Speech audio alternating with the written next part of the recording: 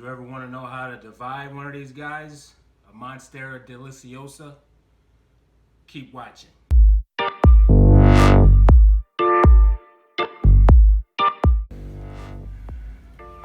So we're going to take a cutting because that root there is getting pretty long.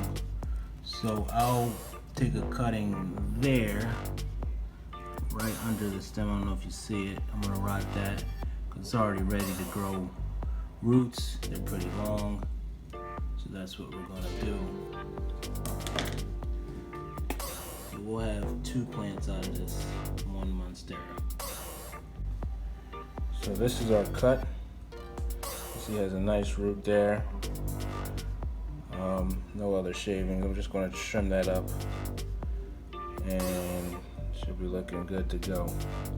I'm going to pot it in this guy here. I'll probably have it that low so she can have some nice roots.